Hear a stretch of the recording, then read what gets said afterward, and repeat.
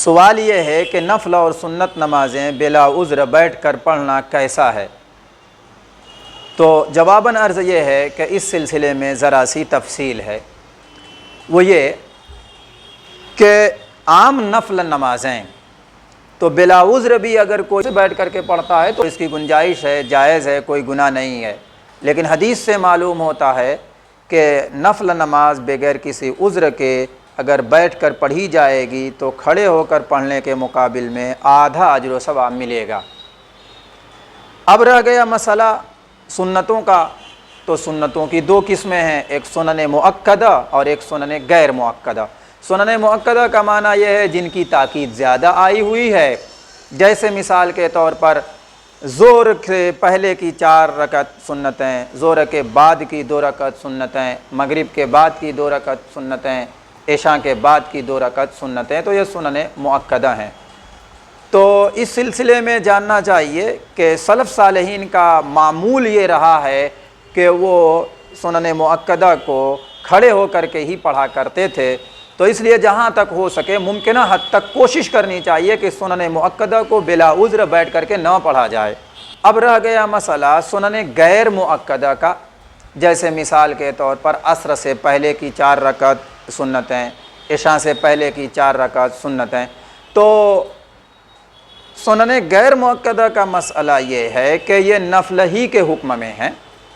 تو جیسے عام نفل نمازیں بیٹھ کر بلا عذر پڑھنے کی گنجائش ہے، پڑھ سکتے ہیں، مگر اس پر آدھا اجر و ثواب ملتا ہے، تو ایسے ہی سنن غیر مؤکدہ کا بھی معاملہ ہے کہ بلا عذر اگر آپ بیٹھ کر پڑھیں گے تو کھڑے ہو کر پڑھنے کے مقابل میں آدھا اجر و ثواب ملے گا۔ اب رہ گیا مسئلہ فجر کی سنتوں کا،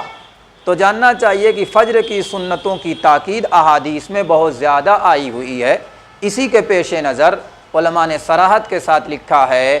کہ فجر کی 2 رکعت سنتیں یہ قریب قریب واجب کے ہیں، اس لیے ان کو بلا کسی عذر کے بیٹھ کر پڑھنے کی اجازت نہیں ہے، گنجائش نہیں ہے۔ فقہاء نے اس کی صراحت کی ہے۔ اب مسئلہ رہ گیا تراویح کا، تو چونکہ تراویح بھی سنن مؤکدہ میں شامل ہے، اسی وجہ سے بعض فقہاء کا اس میں اختلاف ہو گیا، اور انہوں نے کہا کہ جس طرح فجر کی 2 رکعت سنتوں کو بلا عذر بیٹھ کر پڑھنے کی گنجائش نہیں ہے، اسی طرح تراویح کو بھی بلا عذر کے بیٹھ کر پڑھنے کی اجازت نہیں ہے۔ لیکن اس سلسلے میں فتویٰ جس قول پر دیا جاتا ہے، مفتابع قول یہ ہے کہ تراویح کو بلا کسی عذر کے بیٹھ کر پڑھنا مکروہ تنزیہی ہے، ثواب میں کمی کا باعث ہے، ناپسندیدہ ہے، خلاف اولیٰ ہے، اس لیے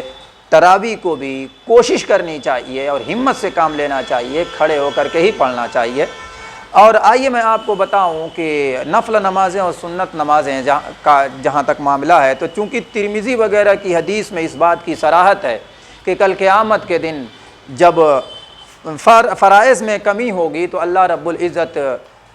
کہیں گے کہ اس بندے کی نفل نمازیں دیکھیں، اگر نفل نمازیں ہوں گی تو ان نفل نمازوں کے ذریعے سے اس کے فرائض کی تکمیل کی جائے گی، پوری کر دی جائے گی۔ اس لیے دانشمندی تو یہی ہے کہ نفل نمازیں، سنت نمازیں، ان سب کو بھی